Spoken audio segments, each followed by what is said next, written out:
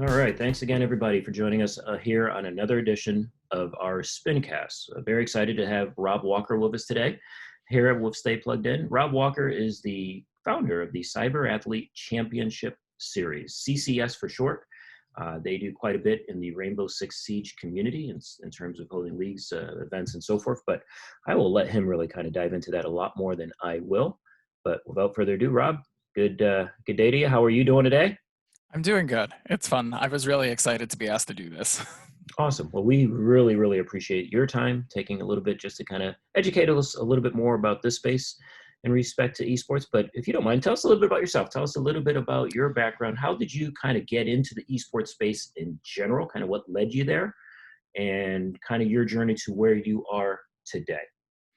Sure. I always kind of make a joke, but I believe it's probably more serious than a joke these days. I was an only child, so I was insanely competitive my whole life because I never really had siblings to go back and forth with. So starting baseball when I was little, then switching to rugby in high school, and I still play now after being 33 years old. I'm still on a men's club team for rugby. But the video game side was another way for me to get competitive. I think Delta Force 2 I started playing, so a long time ago.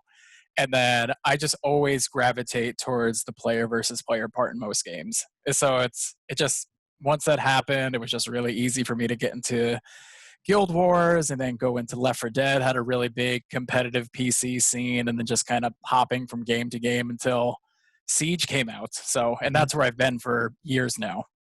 Got it. Tell us what led you into that. What led you into getting into Rainbow Six Siege and really creating CCS? So I had my brother-in-law was a video gamer, but not as serious as I am. He liked more different genres, but he wanted to pitch a game that we could play together, and he recommended playing Rainbow Six because I assume he remembered it from the N64 days. But we got started to play on it. I realized that there's a lot of depth in the game. So instantly that means I go to Reddit, I start watching YouTube, I see if anybody's streaming it to try to see the best way to do things. And I started getting real competitive in it. And my brother-in-law, Micah, was like, I'm not really good at it. I don't really want to try. This isn't my thing. So he stopped and I was too invested. So I wasn't going to stop. And that's when Ubisoft actually had console pro league events. So there was a way to go pro and console at one point. So me starting on console on Xbox, I joined up with a community that was aligned with a professional team. So that was called Lethal Gaming back then. So that kind of made the big push, and I just really didn't stop. I followed all the pro scenes, whether it was console and when it was PC at the same time. So that was really how it happened. And then when they dropped their support, I built a PC in 2017 to go back to PC gaming and decided I just wanted to follow PC Siege. Got it. Got it. So CCS started about 2017? Yep, started April of 2017. Got it. And tell me about the growth that you have seen there. I would imagine, as I've seen anyway, in our communities, it's been around for a while. Esports, it's been around a lot longer than most people even can imagine. But especially the last 3 to 5 years, that exponential growth has really been present. So tell me how it was for you guys. Yeah, funny part about CCS's name, so CyberAthlete Championship Series, one of the first PC gaming leagues ever was called CAL, and that was the Cyber Athlete League. So that's when people were playing Left 4 Dead, early Counter-Strike. That's kind of like my homage, and plus I'm old, so I needed to draw that link. So I was like, I brought some of the name over, so maybe some of the older video gamers still out there would be like, oh, I remember that name. So we started with Siege because I was obsessed with it. There was actually a pro player who just retired that wanted to organize events, but he was a really big dreamer and didn't have a background in organizing things. And I've worked in IT project management since 2010. So I'm really good at laying down foundations, constant improvements. I'm really good with business relationships with other partners. So it was kind of him being the dreamer and having the notoriety, me having the structural know-how to implement large projects, and we kind of started it there. And it was legit just a hobby. I mean, it's very big now, but I still consider it a hobby. Having my own career, I don't really need to do these money moves or rush us into weird partnerships, or not necessarily sell out, but I don't need to push CCS in a direction where I only care about money. Got it. So started that in 2017, did some basic advertisements because it was either Pro League or nothing. Mm-hmm. So some of the players were using us to get experience, to get scouted out by pro teams. Pro League is 18 and older. With my involvement with rugby, knowing that it was an emerging market in the USA, in the 80s, we were very strong in rugby, then it died off.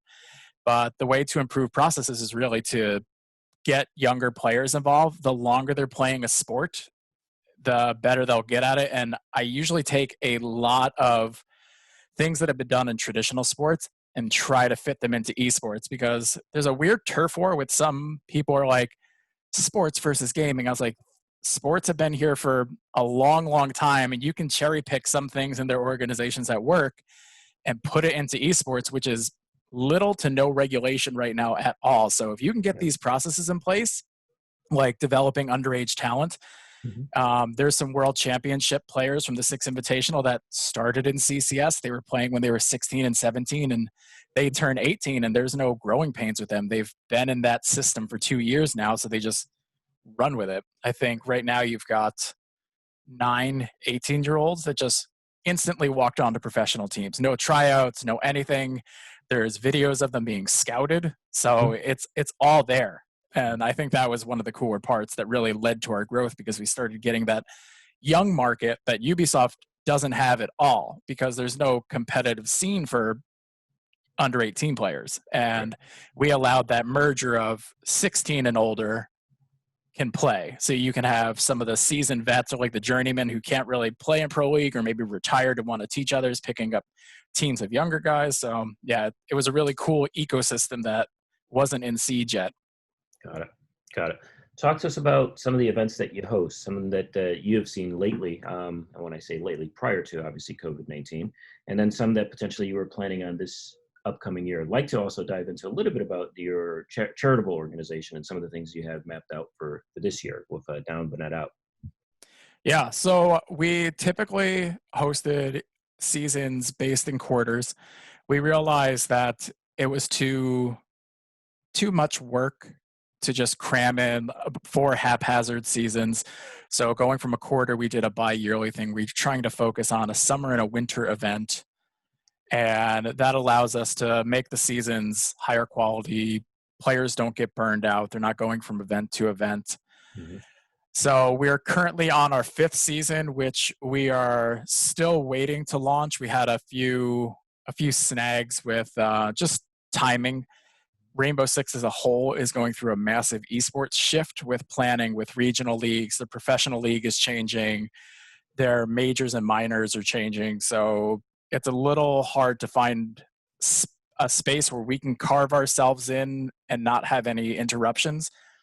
In the history, some people have like forfeited matches in order to like qualify for other things, and that's just disrupted to the whole process. So trying to find the path of least resistance as a small business.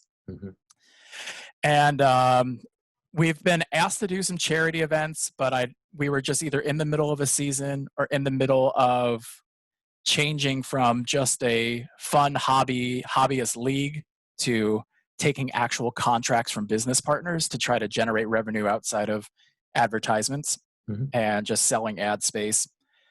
And that's when we had Mike Rodriguez of UFC ask about, hey, I want to do a charity event. Do you just have any like tips or tricks to do it? And instead of giving her tips or tricks, I was like, if you want, I'll just give you CCS to use. I was like, we'll do all the planning with you and host it on our channel. We'll handle all the fundraising. You can have our entire staff. I know like we love doing this stuff, so we'll all volunteer. So Down But Not Out was our first charity event, and that was just, it was really, really awesome. It was a lot of fun. The pro players had a good time. All the fans had great times. That's awesome. That is awesome. So in your journey here, what has been the most difficult portion of this for you? It's not all fun and games, and obviously I know you do it as a hobby, but even when you do something that you're really passionate about, there's usually something that kind of pops up and you're like, man, how could this be different? What was that, or what is that currently for you? Um, there's a few. I'd say the general idea is younger players taking it seriously. A lot of times these players want to just play in a league and they feel like they have a certain recognition or name brand awareness now, but they want to forfeit matches, or they just go online to talk crap with their friends saying I'm in this and that. And it's almost like getting them used to, you're in a league, you're in an actual organization right now, you're going to have to learn to abide by regulations, showing up to matches on time.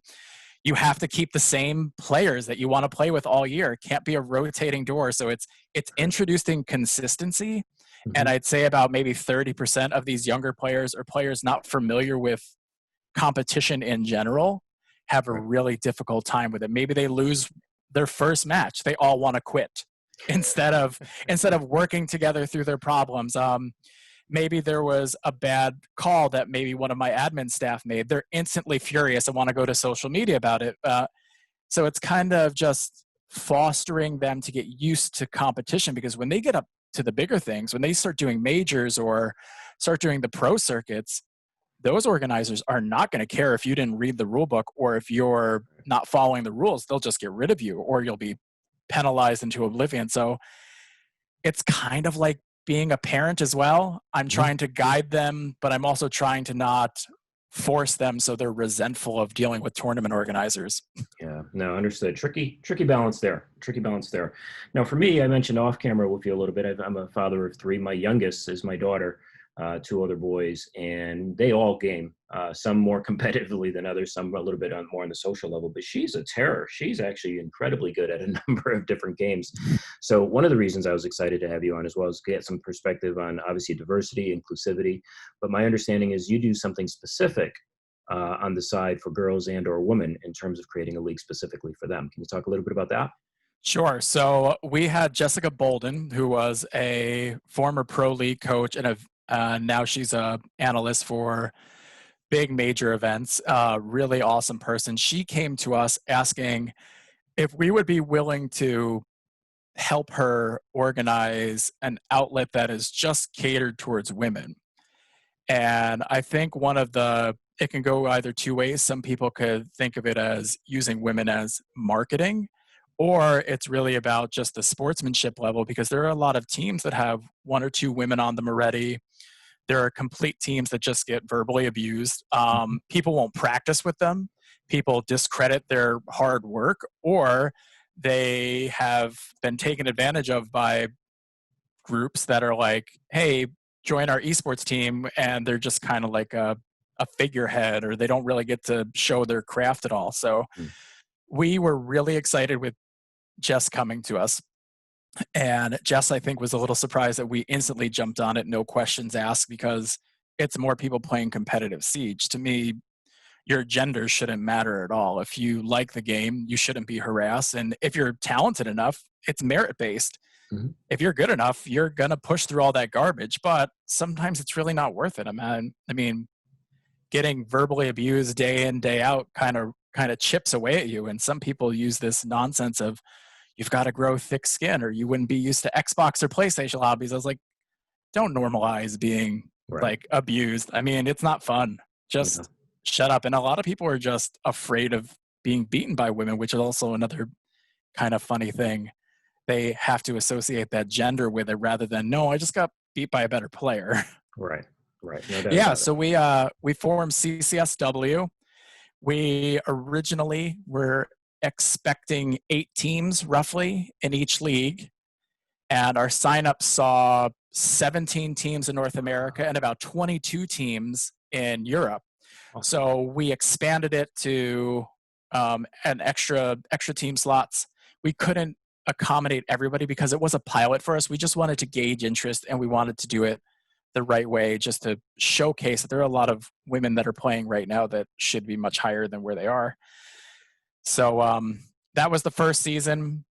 It was really cool because after that season concluded, you saw a few notable people in Europe being picked up by Benelux teams, which are Awesome. your tier two, your regional events. There were some French regional players.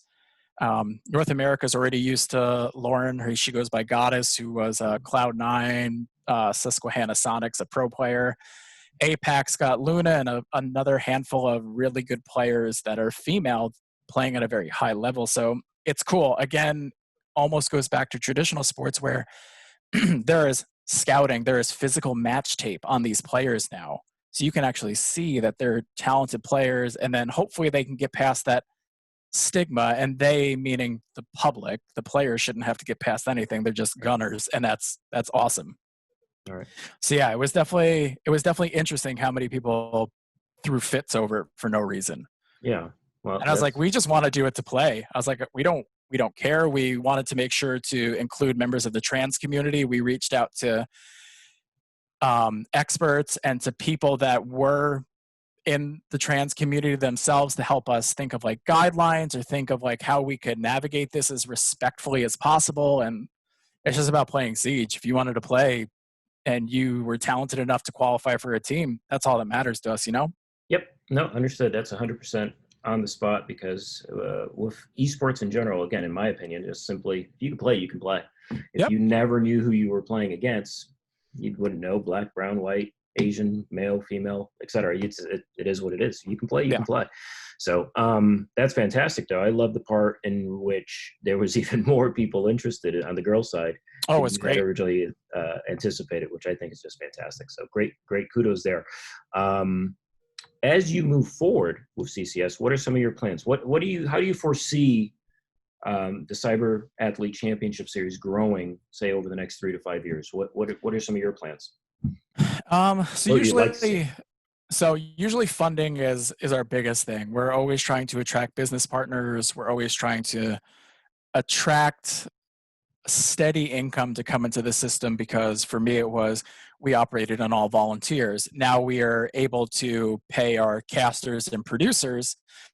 We're starting to pick up contract work. There was a really awesome man named John who was starting PS4 tournaments through the name of Vikings Gaming League. They actually contracted our company just to do production design, provide casters, and produce their tournaments. Nice.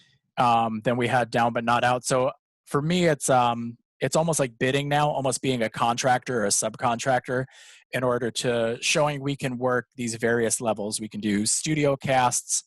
We have experience hosting qualifiers or tournaments with over hundreds of teams every weekend.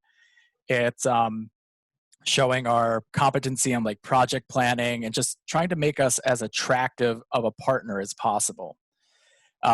We went from planning out seasons one after the other as they come up to 2020 was our first attempt of here's what we're going to do for the entire year.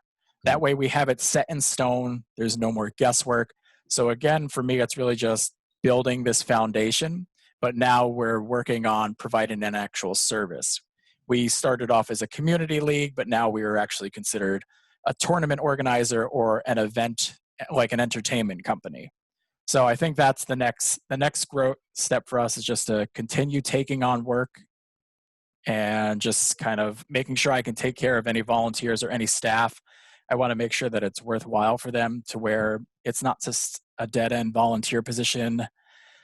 We've had people go on to cast pro events. We've had people go on to produce for Face It and other huge tournament organizers. Awesome. We've had people using it as college credit for broadcasting, or for our admins, I turn it into tangible experience for them to do community management or community rep work. So that way, if they go to other companies, it's not just, I was a referee in a video game. Well, I was like, well, that experience doesn't do much. Let's put you more community facing. Let's get you a little experience with social media. Let's give you actionable resume bullet points that an employer is going to look at. You're 19, 20, and you already got 1.5 years, 2 years of community management work. I was like, that's huge. Right. Yeah. No, that experiential learning in general, certainly. And kids gravitate towards that. They learn so much more by being hands-on and doing something than being taught the same exact thing in the classroom. So that's fantastic. So a couple of quick points for you. Are you still playing yourself? I am. I probably play 2 to 3 nights a week.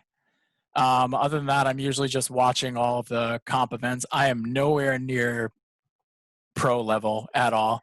Eyesight's turning garbage. I was like, I have 2 kids myself, so it's like once they go to sleep, sure.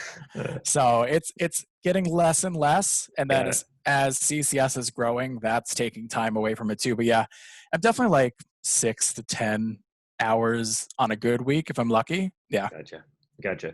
Now, again, luckily for me, I understand this game a lot better simply because my oldest, this is his game of choice, loves to play, plays quite a bit. But I think for a lot of parents that would watch this for the first time would argue that, you know what, it's violent, it's a shooting game, etc. When the reality is, just from my perspective anyway, I mean, I hear him at midnight shouting out commands and using strategy, and it's very, very tactical. But what I look at violent is something that has a lot of blood and gore, right? If you go to the Star Wars movie, there's people dying, there's shots being shot off, but it's not a violent movie per se. And I see that with Rainbow Six Siege. How do you look at it? So one of the funny parts about that is I've not had too many parents or too many people say, "Hey, it's a violent game," Good. only because the next step for me when they mention, "Hey, it's a game that involves shooting," I was like, if you go back into the Tom Clancy world, especially the Rainbow Six book, these operations are all through virtual reality. So counter-terrorist units and police officers, they all run their own sort of dry runs or live fire drills. They're not legitimately shooting each other. So in this day and age where we have virtual reality and technology at our hands, it would only make sense that Tom Clancy expands on his franchise, even though he's long past, and I believe it's his son writing the novels now. But to aid these counter-terrorist units, it's all virtual, I just tell them. They're used as training exercises. Yep. And when it comes to video games in general, I think a lot of people think that there's nothing for your brain when they don't realize the level of multitasking and compartmentalizing priorities and just reaction time, keeping your brain focused. There's a real solid benefit to playing some of these games. But as far as the violence goes, I just tell them to refer back to the book. The book is really cool if they wanted to get an idea of that. And then I just kind of tell them, hey, it's actually a simulation. This is how they're training. There's way more to this book than just the shooting, you know? Yeah. Or, for me, I agree, 100% agree. And I would say, for those parents that have kids that play the game, watch a little bit.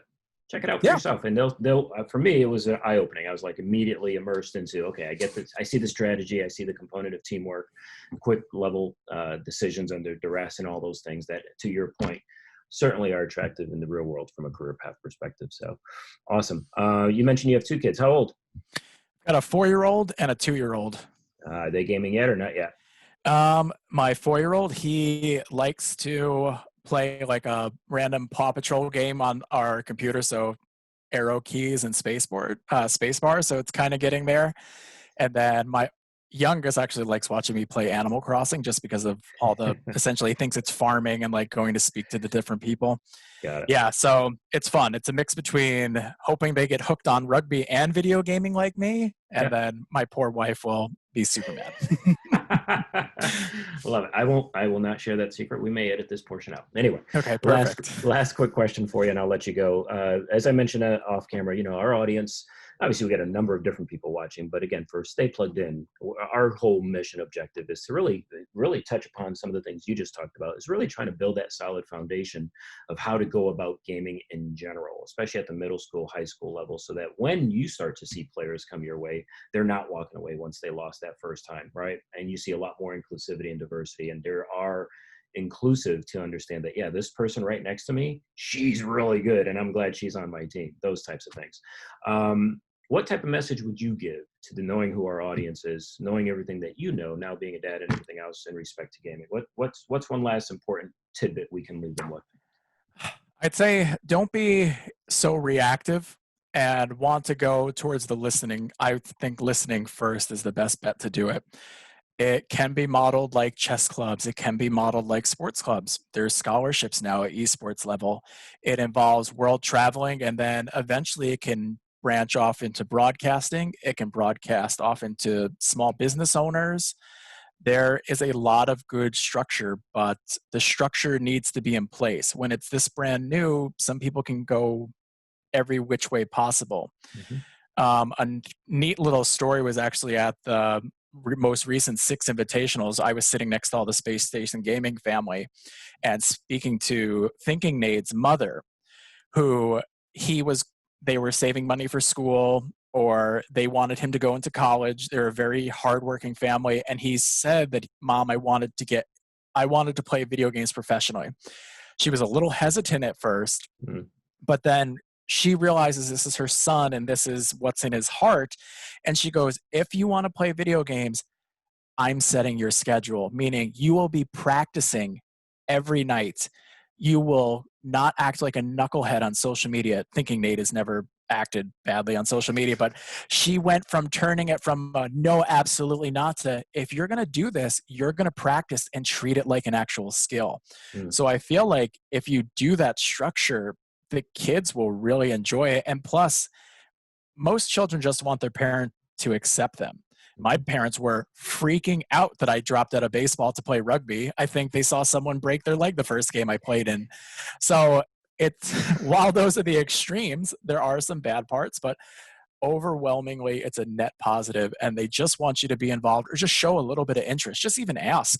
They don't necessarily want you to watch them play every waking moment, but just ask what you're playing, how's it going, that sort of thing. And then if they get to that level, then it's like traveling sports clubs, like travel around. I mean, the kids are going to be excited, and it's really cool life lessons for them. Teaches them to work on a team. Yep, no doubt about it. No doubt about it. Any type of support that they can get at the home certainly will be a huge benefit. So, Rob Walker, once again, CCS Cyber Athlete Championship Series. We sincerely appreciate your time on this.